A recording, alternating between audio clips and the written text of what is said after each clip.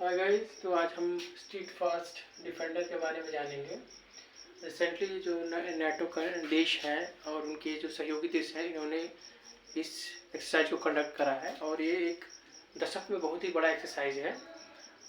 हम ये जानते हैं कि इस समय यूक्रेन और रशिया दोनों के बीच वॉर है, युद्ध चल रहा है और ये बहुत दिनों से चल रहा है।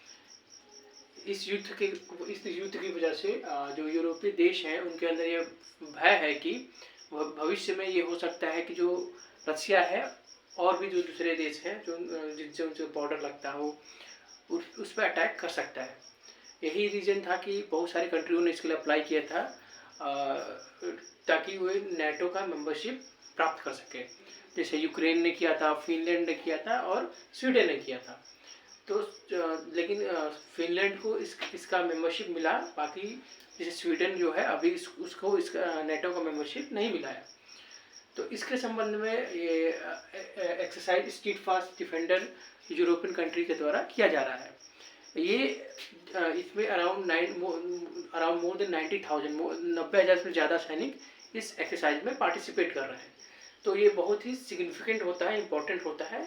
तो हम इसके बारे में कुछ फैक्ट्स और इन्फॉर्मेशन जानने की कोशिश करेंगे कि ये है क्या और इसका ऑब्जेक्टिव क्या है। अगर हम इसके ऑब्जेक्टिव की बात करें तो इसका जो ऑब्जेक्टिव है, ये जो यूरोपीय कंट्री है उनको प्रोटेक्ट करना है। अगर कोई बाहर से अटैक होता है तो इस नेटो जो है उसकी सुरक्षा करेगा।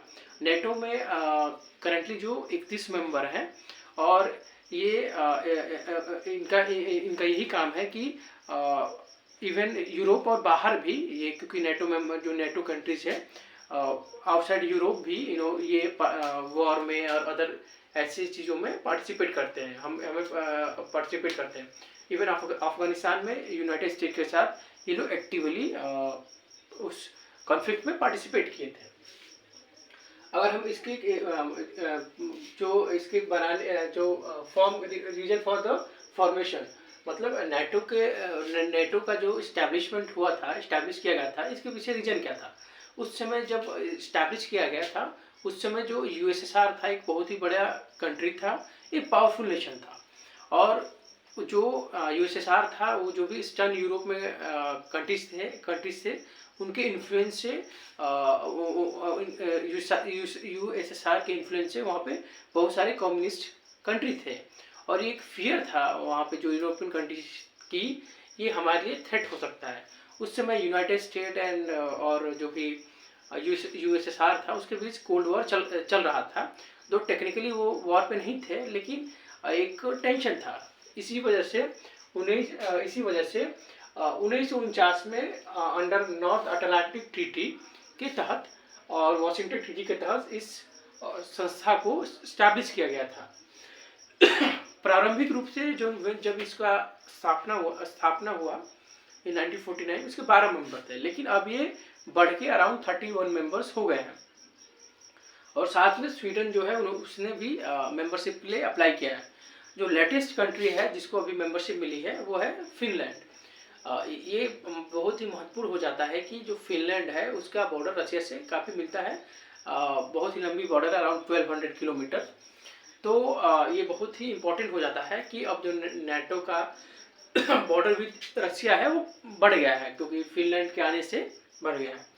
और अगर हम इसके हेडक्वार्टर की बात करें तो ये बेल्जियम ब्रसल्स में, बेल्जियम जो ब्रसल्स जो है बेल्जियम का कैपिटल है, वहाँ पे ये लोकेटेड है। अगर हम इसके कोर प्रिंसिपल की बात करें कि इसका मेन मोटो क्या है, तो अगर हम इसके चार्टर के आर्टिकल 5 को पढ़ें तो हमें पता चलता है कि ये कलेक्टिव सामूहिक सुरक्षा की बात करता है। इसका मतलब ये हुआ कि अगर आप किसी भी एक कंट्री पर कोई अटैक करता है तो इसको पूरे कंट्रियों पे अटैक माना जाएगा और सारे कंट्री कलेक्टिवली मिलके, सामूहिक मिलके इसको कैसे डील करना है वो एक्शन लेंगे और एक्शन लेंगे। अगर हम इस प्रिंसिपल की बात करें तो केवल एक बार ही इसका उपयोग किया गया है, जब ओसामा बिन लादेन का अलकायदा ने, जो led by Osama bin Laden, al Qaeda ने जब वर्ल्ड ट्रेड सेंटर पे हमला किया इन 2001 2001 में, उस समय इस ट्रीटी को इफेक्टिव लाया गया था और यूनाइटेड स्टेट और जो यूरोपियन इसके एलाइज थे उन्होंने कलेक्टिवली अफगानिस्तान पर अटैक किया था। तो एक ही बार उपयोग किया गया है, क्योंकि इस समय टेंशन बहुत हाई है in between Ukraine and Russia, they are at war, वो युद्ध पे हैं और बहुत वहाँ पे बहुत टेंशन हाई है, इस वजह से ये एक्सरसाइज कंडक्ट करा जा रहा है। अगर हम इसके समिट की बात करें तो ये 2023 में लिथुनिया के विलिनियस, जो उसका कैपिटल भी है, वहाँ पे कंडक्ट किया जाता है और 2024 में इसको वॉशिंगटन डीसी में किया जाएगा। तो ये कुछ इंपॉर्टेंट इन्फॉर्मेशन था स्टीडफास्ट डिफेंडर का। Thank you.